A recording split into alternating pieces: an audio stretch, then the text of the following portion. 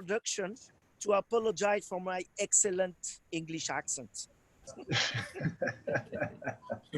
I It's learned pretty good. English when I was very young. I work in English during 10 years, but no matters, it's very difficult for me to improve my excellent English accent. So maybe you will hear some French word in the middle, or Spanish word, and maybe Dutch word in the middle. So I'm so sorry. I apologize. Don't worry, man. You sound great. Thanks. So welcome to our On n'a pas, estate. on n'a pas commencé, Thomas. Okay. Attends-nous une seconde. Okay, of course. Mike, who's in charge of the meeting? I would say Adriana's in charge right now. She's Adriana? Yeah. So I can, if you guys give me cues, I can spotlight whoever is like speaking at that moment. I can spotlight them. Okay, well, I'm Alan Demers, and I'm the importer of Bed-Vyne Côte de Provence Rosé. And I've been working with Michael for many years, bringing him some great wines. And one day he was looking for Côte de Provence Rosé. I connected with Thomas Paul and his family of winemaking for over a century. So they have great wines that they produce. They have a beautiful property. And I'll let Thomas go on and speak about the wines and about his family property and all of that. Okay.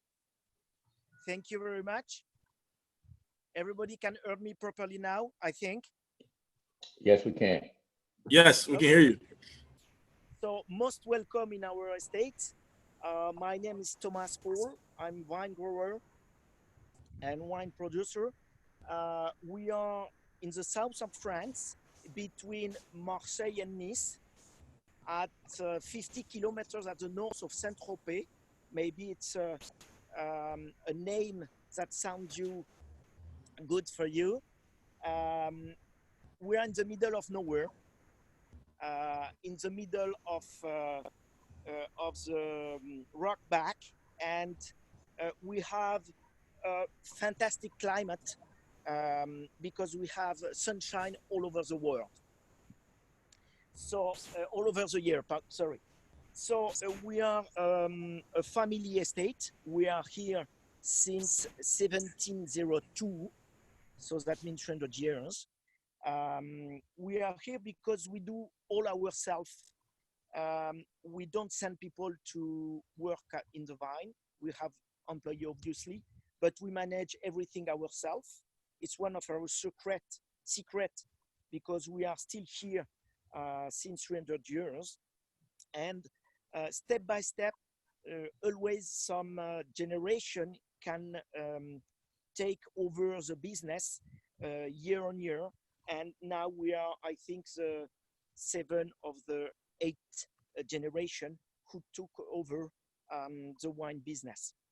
So we are working with my brother. My father still works at 83 years old. There is no way to stop him. He's still on. And it's a pleasure to work on a family environment. We are in the DO, which means appellation, I don't know the English word for that, is the name of the region in Provence. We are specialized in rosé wine. Rosé wine is for us a specialty. We produce 85% of rosé wine, around 10% of white, and the rest of red wine. Our variety is based on Syrah, Grenache, and Cinsault. The Bed-Vyne Rosé is 2018 is in Syrah and Grenache as assemblage. We cultivate 82 hectares, which is for the region a good size. And all the Provence, all our lots are just at the beginning of the rock hill, and with a soil of limestone and clay. And the best variety to adapt that soil is Grenache and Syrah. We have a lot of difference of temperature during summer. We can grow at 40 degrees. So the sole variety which is able to support that such temperature is Syrah, and particularly Grenache. So we harvest during the night. We start the harvest around 25 of August till first day of October. We harvest at 2 a.m. at the morning till 8. The objective of that is to make and to elaborate a rosé which is a bright pink pale color, because when we work during the night, the temperature is very low, and the time between harvest and process is very short. There is two conditions to produce that kind of color, which is characteristic of Provence, is the temperature of harvest and the time between process and harvest. So it's one of our I will say, know-how. And the second point, which is very important, we found that we create an investigation center at region level, and we find that between 2 a.m. and 5 a.m., the biological cycle of the vine is aimed to produce more aroma than during the day. So the aroma expression is due also to that biological cycle between 2 a.m. and 5 a.m. during the night. So it's very interesting, it's a very technical, but this is one of the reasons we can produce that color and that aroma. So time between process and harvest, temperature of process, and between 2 and 5 to express more aroma. On top of that, the elaboration process is very, very particular and is very managed at cold temperature. Is one of the key to produce one of the best rosé in Provence. I think some of you taste already the Bed-Vyne rosé from us. It's harvested during the night, obviously. At elaboration method, and we will go to the tasting. We let the free range juice going out, and we work with the juice very clean as possible, without dust, without anything, and we keep it at 4 degrees during 3 days in order to stabilize it, to keep it, and to start to work on the pre-aroma material. So it's very interesting because step by step, you understand how the aroma develop during the elaboration.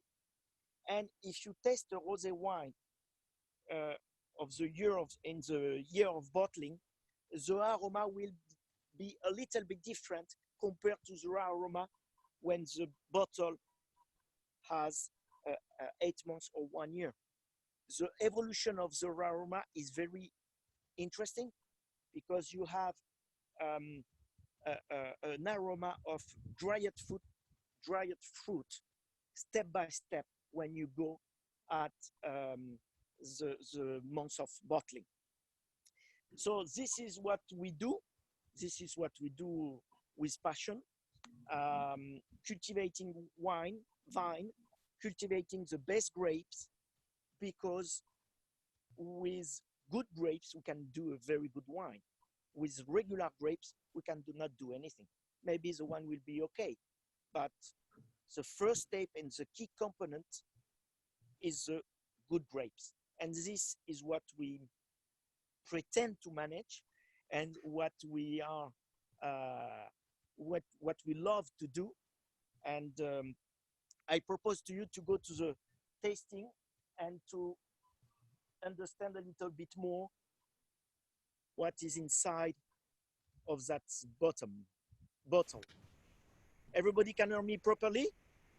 Yeah, I think we all have the wine, so let's do a taste right now. All right. Let's go. I will open it. Maybe you will hear the very good sound.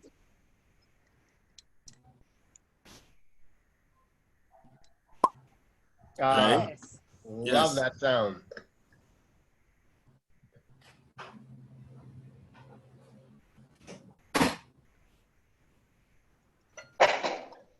So let's do a toast.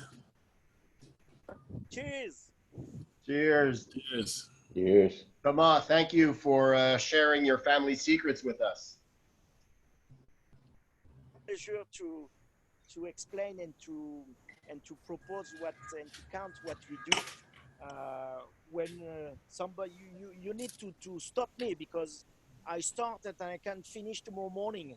So you have to stop me. So this is the label you have, 2018. So you will see that at the first we have a pale color.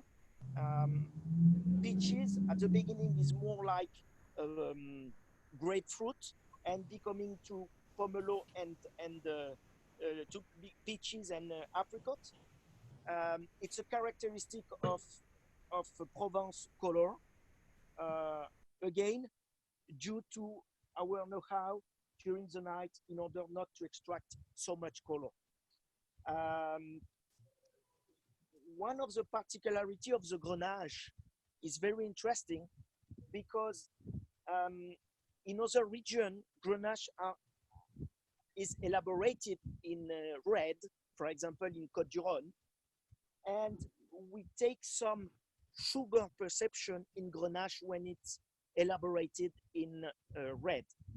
In rosé wine, the level of sugar is very low. We are around 1 gram per liter, maybe less. I don't have the lab's analysis in mind, but more or less we are between 0.7 to 0.8. So it's very, very low. And we don't find that sugar perception for the Grenache in rosé wine. The only thing we'll taste it now, you will feel is that perception of sugar, but it's not sugar, is glycerol, is a pre-aroma, and is the aim of that stabulation at 4 degrees we do before sending to fermentation. So in color, it's very proper and very typical of Provence. Peaches, apricot. When we go to the noise, it's a very long noise. It's a very, very long noise. Like it's very flavored, like white flour, and dried fruit, little bit ripened. Berries or blackberries, very, very ripened. And at the final, I just open it, so we need to let him a little bit more open. We will go back to the noise later. So, flavored, white flour, and berries, red berries, ripened. Thomas, can you tell us what the best temperature is to keep your rosés and drink your rosés at?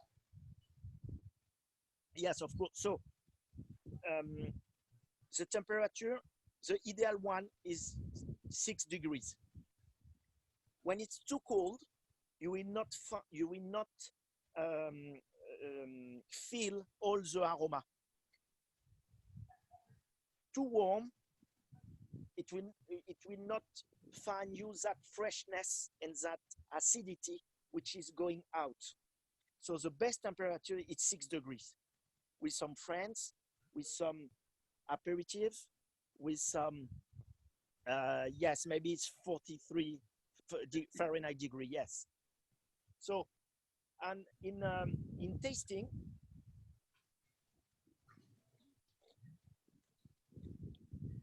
we confirm that the long noise is very long, is very homogeneous, is very balanced.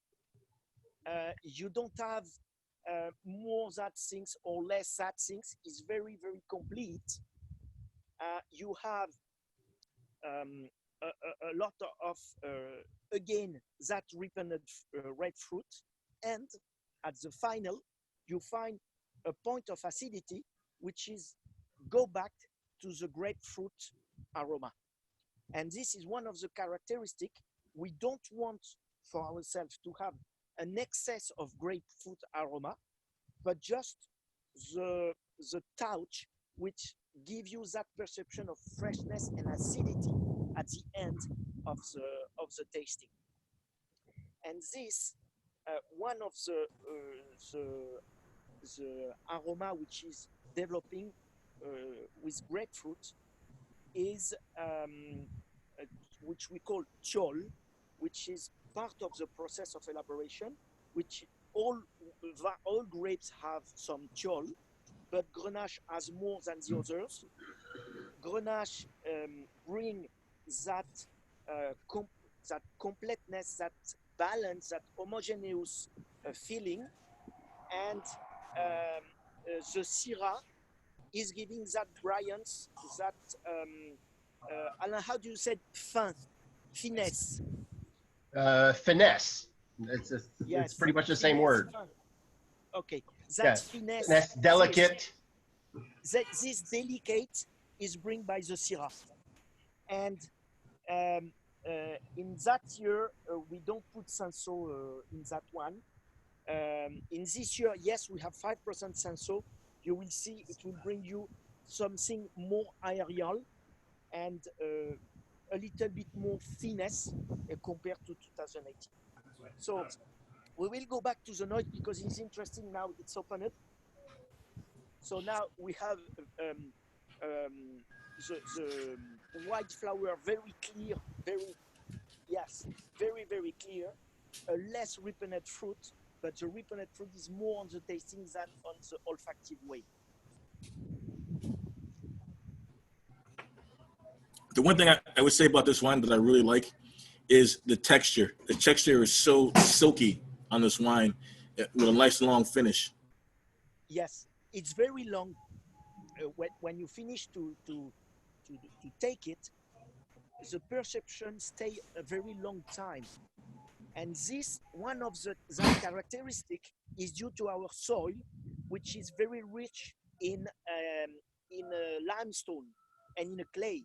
And this is one of the particularity of Provence in our terroir, that we have persistent aroma due to the minerals the vine is able to take out from the soil. Think that during the summer we have 38 to 36 degrees Celsius.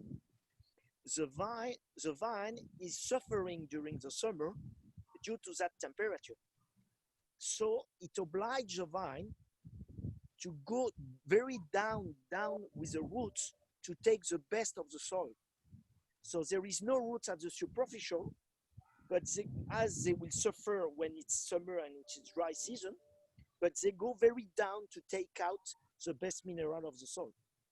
Yes, 97.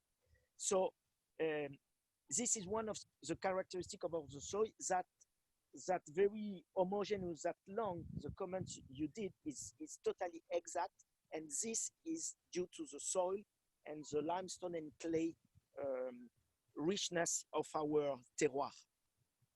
Yeah, you do get a lot of that minerality on the palate at the end. So your soils, the clay and is really coming out and softening up the wine, but also giving you some minerality. That's very interesting.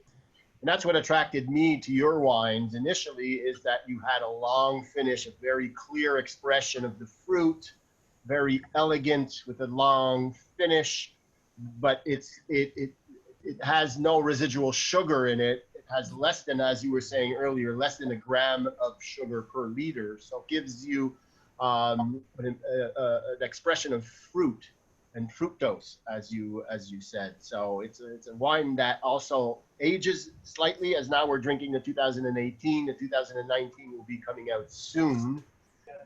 Therefore, we'll be able to compare a little bit of how this ages very well without giving it too many harsh flavors. Even though it is a year old, it's still giving you some very clear and fresh fruit flavors, and that's a testament to your winemaking, because the wine is really well made and keeps up with time. Yeah, there is the rosé wine is very difficult wine to elaborate. Obviously, the key is the soil and the variety and the way to obtain the good grapes, and the way we elaborate it with the stabilization, with the election of variety, and the elaborating of the pre-aroma is the key to make that long perception and reflect even after 1 year of that fruit contents, which is still long after 1 year of bottling. Now, could you tell us a little bit, and I don't know if everybody knows, but how does it become rosé, the color? You know, you have red wines, you have white wines. Can you just elaborate in a few words how that happens? Of course. Some of people in some countries think that rosé wine is a mix between red and white. It's not that. So what is it? The color is contained in the skin of the grapes. That means more time you let the juice in contact with the skin at higher temperature, more color you will extract from the skin. But be careful, on the skin there is the aroma also. So you need to let the proper time to extract very few color, decreasing the temperature. That's the reason we harvest during the night, 8 to 10 degrees, to reduce the time of contact between the skin and the juice. Second criteria, not to let the color going out, but in the other side, if the aroma is contained in the skin, you have to let the skin in contact with your juice enough to take out and to take advantage of the aroma. And this is a crucial balance of know-how we are currently dominate when we reach to take out that aroma with a small quantity of time of contact from the juice to the skin. But the color is becoming from the skin. And how long do you leave it with the skin contact? A few hours, days? No, it's direct pressurage. How do you say that, Alain? Yeah, pressure. Yeah, the direct pressurage. Yeah. Is direct pressurage. When we harvest to the pressurage, it could be half an hour. So when we harvest, the skin and the juice are in common, are together. And when we do the pressurage, it looks like I think what he was trying to say with the pressurage is crush. So when they crush the grapes, that's where you get the juice, and you also get the skin contact at that point. Right, and he said he only leaves the skin contact for 30 minutes. He was saying. No, What did you Tama, say? are you back? So the skin and the juice are in contact for between 4.5 hours and 6 Can you tell him hours. he's really low? Tomas, you're really low. It's very low. It's extremely low. We lost you again, Tama. I can't hear. Yeah. I said between 4.5 hours and 6 hours. It's very low time of contact. So yeah, between 4 and 6 hours of skin contact, and then they remove the skins from the And juice. then, yes, we let the juice aside and the skin go out. But the pressurage is very technical. You cannot press too much, because if you press too much, you extract too much color. If you don't press enough, you don't take out the aroma also. So you have phases of pressurage, small pressurage, very low, and big pressurage with very high pressure during 1 minute, and so on and so forth. So there is a program and technical way to make the pressurage in order just to take the proper color and the proper aroma. Great. Well, thank you. I think that was awesome of sharing all that information with us about your wines and your family, and I see it looks like a beautiful evening there in Provence. Yes, it's a beautiful evening. We passed by 1 month and a half of rain, which was very, very difficult for the vine and for us also, because we worked night and days. But now the sun starts again since 4 to 5 days, and it's predicted a good weather till 5 of July. So we close the finger, and we hopefully it will be okay, and the millésime will be a very good millésime, and a millésime to remind the memory. We do have a lot to remember on this vintage, on the 2020 vintage. And it's funny because I know for the non-French speaker, 2020 in French is vin, and vin is wine in French, That's in English. correct. That's so correct. you're kind of wine. It's the year. So it's correct. It's going to be an interesting vintage across the board, will one be that a will good be vintage. remembered. Nice. Yes, wine, that's correct. So it's a year to drink.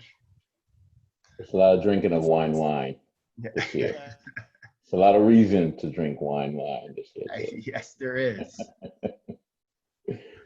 So should we try and get to, because we have limited time, right? Do you want to get to some of the other things we were tasting? Thanks, Tomas. Really appreciate that, though. Yeah, thank you, Thomas. It was a pleasure to speak over the phone, even if I think we did it. Sorry again for my excellent English accent. And if you please do not hesitate to stay with us. Do not hesitate to come and to have a good tasting in the middle of nowhere, with a good tasting in the estate in the middle of the vine. Most welcome when you pass. As soon as we're able to. Thank you. Yeah, thanks. I think he's out. I'll stay in that castle. Thank you. We think about you, and we are with you with all that situation. Thank you. Thank you. Bye-bye. Take Bye-bye. care. Bye.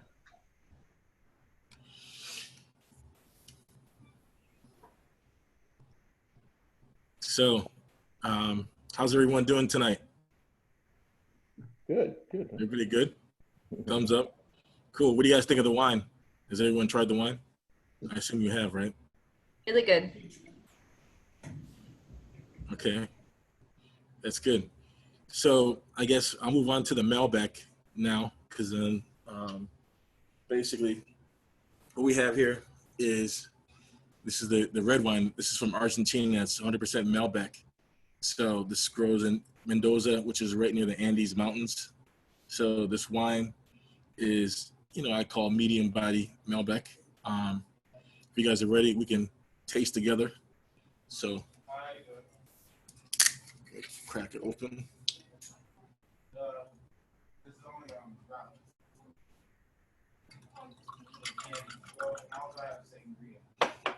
All right, does everybody have their glass? Yeah, all right. So let's do one more cheers. Cheers. Cheers. Cheers.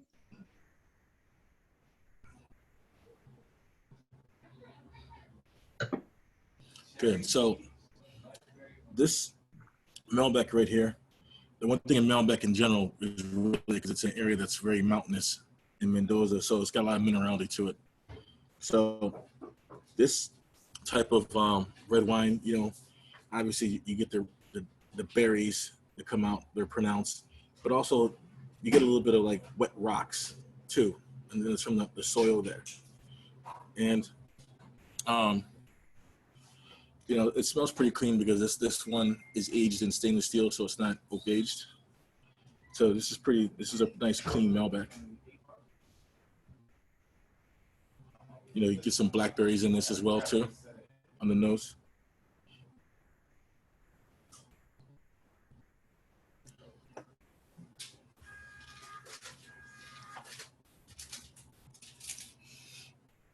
On the palate, I don't. What do you guys get? What are you guys getting on the palate? I'm gonna see if you guys can. Tell me what you guys are tasting. What do you taste? Like I feel like Malbecs are usually like, I don't know all the right terms, but like harsher on your tongue, and this is way smoother or softer than I expected coming from a Malbec. I think that's accurate.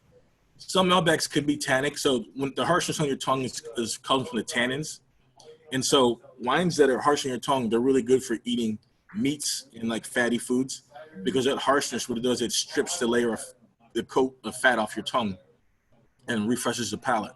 So if you're gonna have something like, steak, lamb, or pork, a wine with some tannins will be perfect with that because it'll keep refreshing the palate. So this is not a tannic Malbec. This is a Malbec that's really easy drinking, kind of. It's really smooth. It's got a nice texture to it. It's not super complex, but I think it's a good value. And overall, this is one of the wines that you can just drink, as drink with friends, or you can have this with with meats and stuff like that. Yeah, it's nice. Does anyone else have any comments on it? What else does anyone taste on this? Nia, do you have any? What are you tasting on this? I'm still drinking the wine from yesterday. I'm still making my way through the OPP. Okay. But I'll let you know when I All right, Shananda. Shonda, my friend is on here. Wrong answers. I know. I don't go through wine fast enough. But. Because I think I taste a fruit, and I'm trying to figure out which fruit. Like not grapes. But something something like berry or like blackberry or something like that. Berry like. Mm-hmm. I taste the berry. Even cherry. You can even get dark cherry on this as well too. That's what I was thinking. Okay, cool. I was like thinking cherry. I tasted berry, and I knew it wasn't just grapes, so that wasn't wrong. Oh, that's cool. Yeah. What temperature should we drink Malbec at in the summertime? Is it a thing where we should chill it even though it's red? Yeah, I mean, you definitely want to keep this around 56 would be perfect, ideal for this. So, you don't want it much higher than 60. So that's the thing. When people you go to the park and you want to bring wine with you, if you want to drink red wine, make sure you got to keep it on ice. So, if you try drinking it not on ice, it's not going to go down easy. It's gonna hurt. Yeah, there's never any wrong. Red wine could be chilled just as white wine in the summertime. It won't break the wine. It won't do anything. It won't change the wine in any way. I mean, I don't know the Malbec. I haven't tasted, but in general, red wine in the summer, I chill mine all the time. I keep it in the wine fridge, and then I even put it in the fridge when it's too hot outside. So yeah, it's there's nothing wrong with that. I wouldn't put an ice cube in it, but keeping it nice and cool in the ice bucket is good. It depends though. Like, if I'm outside and stuff like that, I don't mind putting an ice cube in my wine. It's gotta stay cold because when it's warm out, the wine, heats up easy in a glass. So ice, I mean, it waters it down, but whatever, man. It's still. As long as you're happy. Yeah, exactly. Should we have wine fridges? Because I just put mine in my regular fridge and hope for the best. As a wine lover, should I probably have a wine fridge? I mean, listen, right now, I mean, a fridge is fine. If you start collecting, different types of wines and stuff like that, definitely get a wine fridge. You can store all types of wines in there and they'll be protected. So, but a regular fridge is fine. Guesstimate the 56 degrees. Yeah, I mean, listen, the red wine, that's when you want to drink it at. But if you want to, like, say you don't finish a whole bottle, it's better just to put the cork back in it and put it in the fridge. And then when you're ready to drink it, pull it out and let it, thaw out. Let it cool down for, 30 minutes or something like that and come back down. So it's not too cold because you don't want to drink red wine too cold either. So you don't want to drink any wine too cold. So.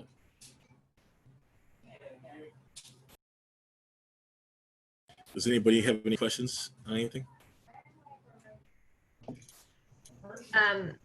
Michael and Io, how many wines do you guys make, like, for your shop, like that you label for your shop? How many different wines do you have?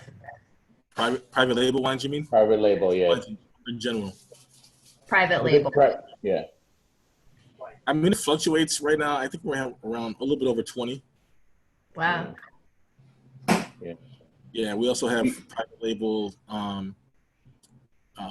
rye. Like, we buy barrels from distilleries of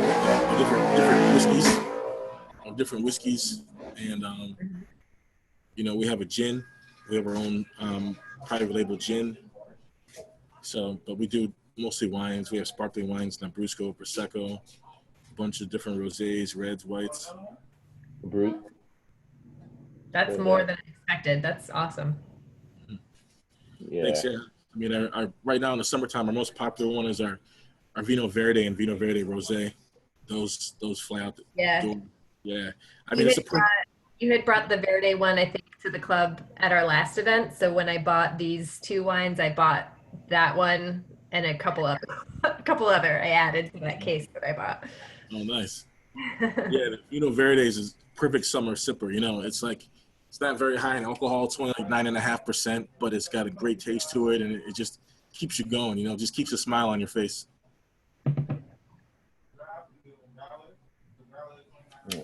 Awesome. Does anybody else have any other questions?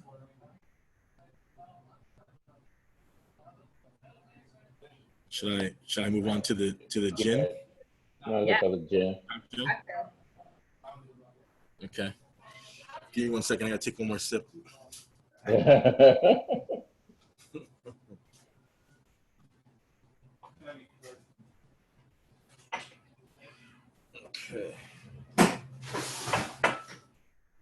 All right. Well, while Mike is doing that, thank you, everybody. I'm gonna move on. I'm not the gin expert here. And unfortunately, I cannot taste along with you. I would love to do that, but thank you for drinking the Côte de Provence from Thomas, and hope to see you at the store anytime soon. All right. Yes. Thanks, Al. Appreciate it, man. Thanks, Alon. Enjoy. All right. So with the gin cocktail we're doing right now, it's going to be a celery gimlet. So I'm going to use a London dry gin. This one right here. It's called Gin Lane. So this is distilled just in the city of London, and it's a nice, straightforward mixing gin, or by itself if you like London dry style. So first thing we're going to do here is I'm going to take some celery, right? So you can see here, I got some celery that's cut into like 1-inch pieces, okay? And so I have a shaker here at the bottom of the shaker. So what I'm going to do is I'm going to put 5 pieces into the shaker here. All right. And I'm going to muddle them first. So I got a little muddler right here. And so I'm just going to crush them for a little bit, you know, extract all that celery juice for the cocktail. So you do a muddling. It's better to do the muddling before you add any liquids to it. So, you know, if you add liquids to it, it can get messy, especially if you don't do this every day, you know. I'm not a pro. But I got pretty crushed in there pretty good. You can look at it right here, you can see. Can you guys see it? So that's the celery. So now I'm gonna add 2 ounces of gin, lemon dry gin.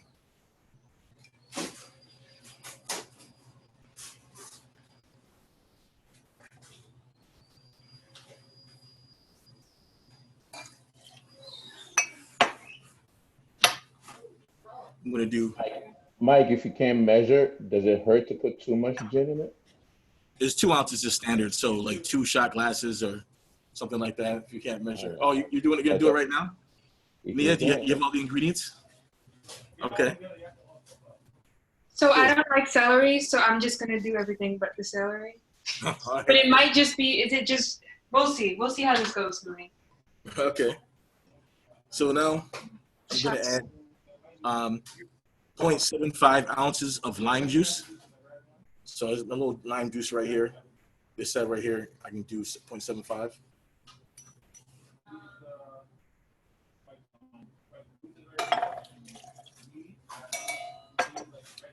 And now here, this is it's going to be the simple syrup. So your simple, depending on the sweetness, if you want your cocktail, you can go up to 0.75, or you want a little bit drier, you do 0.5. I prefer mine at 0.5 of simple syrup. And this is a 1-to-1 ratio, so 1 cup to 1 cup of water, 1 cup of sugar.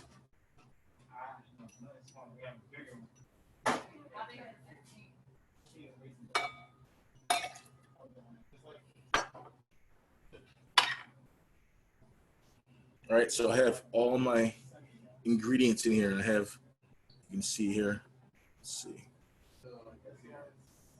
Yeah, I want to make sure I'm not going to spill it on my computer. But I got the simple, the celery, the gin, and the lime juice in here. So I'm going to add some ice to it.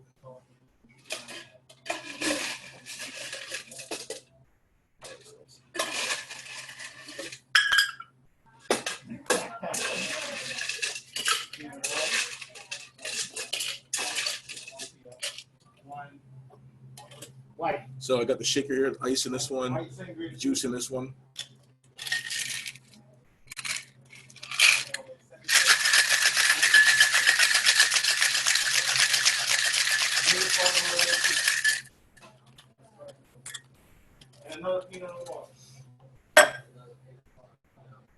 So I'm gonna put this in the glass. So you can do this 2 ways. You can do it, just pour it in. That's called dirty dump, or you can strain it.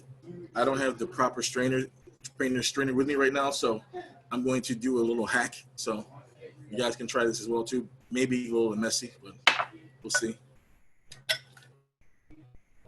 So since I don't have this proper strainer with me, the hack is you just put the other end in the drink. And I got this strainer here. I can use this strainer. It keeps the pulp out of the cocktail.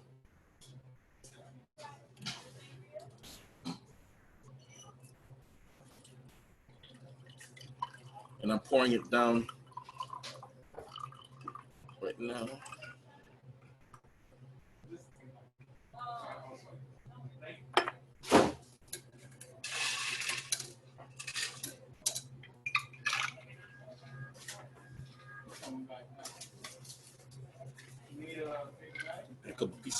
celery in it. And so here's the finished cocktail right here. So I threw some little celery pieces in there for a garnish. So I'm gonna taste it and tell you if it's any good. I can smell the nice celery aromas right now, mixed in with the lime. This almost feels like I'm at the beach right now. Man, this is like the beach in the glass. Oh, this is fantastic. This is good. This is good. You guys should definitely try this. So, how much lime should I use? Because I squeezed half a lime, and I know you said seven something, but I don't know. Yeah, 0.75. So 1 lime should do it. And it should still taste like something even without the celery? Yeah, I mean, it'll taste like something. If you got some simple with it, you'll be fine. As long as you have a little bit of simple, like I would do 0.5 simple, you'll be fine. All right. The celery makes a nice difference. It really adds a nice layer of complexity to it and freshness.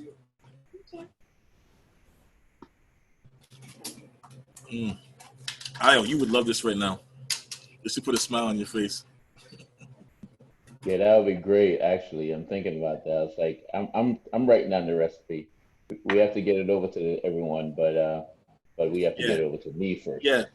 So the recipe is 2 ounces. Well, first thing is 5 1-inch pieces of celery and muddled into a shaker. That's the first thing you do, and then you add 2 ounces of gin, 0.75 ounces of lime, and depending on your taste, 0.5 ounces of simple syrup or 0.75, depending on your taste. I like mine at 0.5.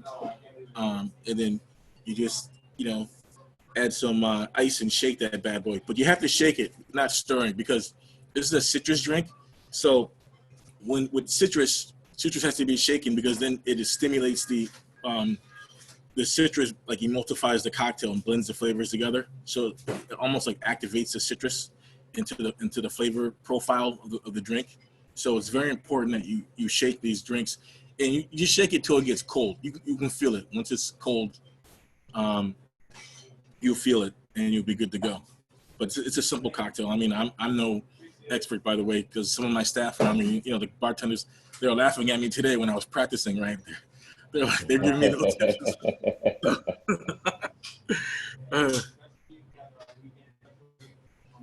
Yeah, that sounds a great summer cocktail. Yeah. You guys have any questions on anything? How many ounces are in a shot glass? This is a dumb question. Well, that's a big shot glass, so that looks like it's a 1.5 ounce one. Looks like a sippy cup. So use one of those. Just use one, but fill it all the way up to let it bubble over. Okay, so I filled it to about here and poured it in. So let it bubble over the top. You'll be good. No, I'm serious. I'm just gonna add a little bit more because I already did like 3/4 of the way. So if I do it again, then I'm gonna make that. Does more gin really hurt though? No, never. Even though does nobody else think gin tastes kind of like potpourri? Like in a good way, but it tastes like potpourri smells. No. Just me. Potpourri. Yeah. The botanicals and stuff. Yeah. Yeah. Yeah, I mean, a lot of gins, depending on the profile, some of them have a lot of juniper smelling or coriander, cardamom. So this not so much, but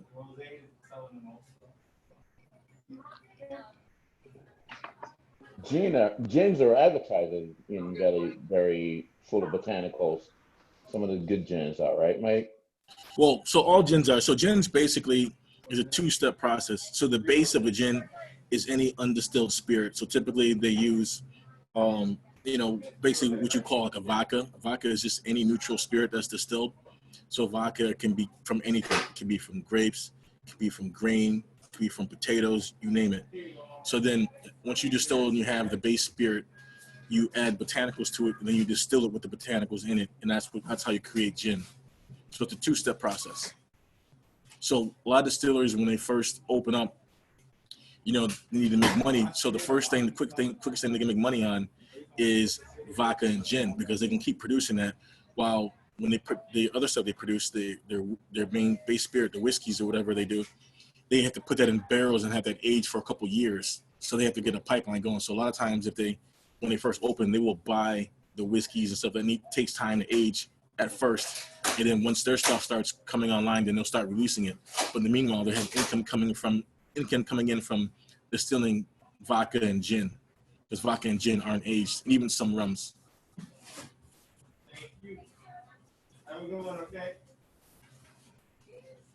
Does anyone else have any other questions? Well, I didn't do my homework clearly, and I realized I don't have simple syrup. And so for people like me who need to make simple syrup. So what you do is do some sugar, then take like add like maybe teaspoon and a half teaspoon with the into the drink and just stir it. Oh, I can just use sugar and water? Yeah, you can use sugar. I mean, it's not ideal, but you can just, for right now, just add like a teaspoon and a half of white sugar and just stir it. That's a hack. I mean, it's not ideal, but whatever. When you make it with warm, is it sorry, Shonda, is it equal parts when you make simple syrup? Yes. I mean, some people make it depends on your style. People that like it stuff a little bit more robust, they'll make their simple syrup from brown sugar and they'll do 2-to-1. Other people will do 1-to-1 ratio. Typically, 1-to-1 is the easier one to manage. But you know, depending on if you're doing something for a specific cocktail, you may want it more robust, so that they can do a 2-to-1, 2 cups of sugar to 1 cup of water. But typically, just 1-to-1 is the easiest. I was just gonna say try it with a little bit of warm water so that the sugar can. Yeah. I should have done that, but it's already in this drink. It'll be fun. And hope for the best. I also don't have like regular white sugar. I have like this really thick raw sugar, so I don't know. Oh, the raw sugar, nah, that's not gonna. If you had the fine sugar, I would say yeah. If you have the raw sugar, nah, that's gotta be boiled. It's not gonna. Well, I won't blame the recipe. It's my fault. Yeah, you can make the simple syrup with raw sugar. yeah, you can make it easy. All you do is just boil a cup of water, boil a cup of sugar, and then once it's done, put it in the bottle, leave it in the fridge, and you have it whenever. It doesn't spoil. Yeah. It doesn't go bad. If you keep it in the fridge, you'll keep forever. So I can just make it one time and then run out. Yeah.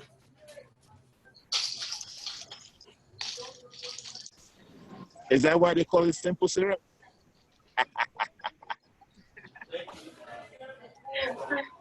Who's this guy?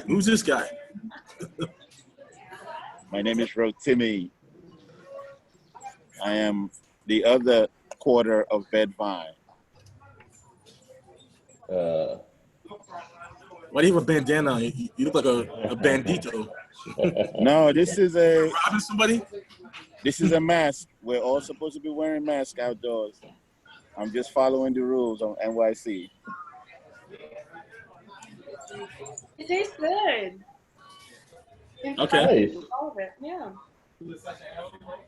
He's like the only one Glad you like it. that don't make. The citrus. It's a lot of citrus.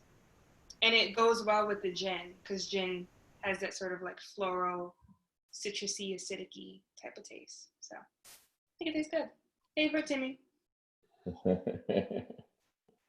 Yeah, so one of the things I learned when I was in Portugal, a little hack you can do, if say you need lime juice for a cocktail, but you don't have lime juice, you have lemon. So the difference between lime and lemon is lime has more acidity. So what you can do for like a little lifetime hack is you can use the lime juice and then just add like a cap full of vinegar to the cocktail. You'll be good to go. The vinegar will give it the acidity that it needs for the cocktail. White vinegar or like apple cider vinegar type of situation? Preferably white vinegar is the way to go.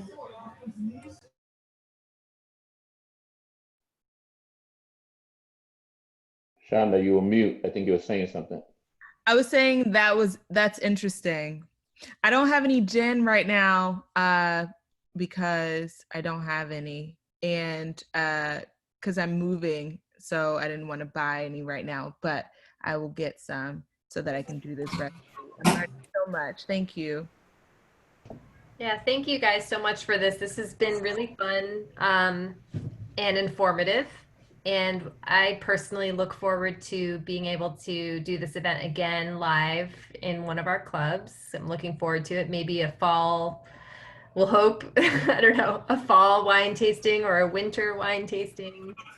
You know, and I was messaging with Io on the side, and we'll be sure we're going to include the gin cocktail recipe and the list of the wines that we talked about in our email coming up on Wednesday to all members. So hopefully we can get more people to, you know, support the store and support the business.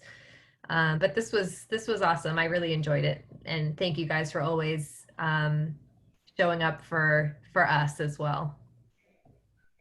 No worries at all. Thank you. Yeah, thank you. Thanks for having us on. I think everything was fun. It was really cool. Yeah. We'll follow up with the email and with the recipe, and we'll, you know, continue the discount code. So, Yeah. Shonda, when you move and you get to where you're going, you know, you can use the discount code, you know, and get some discounts. All right. And Mo, thanks for showing up. And Jen, thank you guys. Thank you. Thank you guys. Hey, Thank you. See you take soon, care. everybody. Bye. Yeah.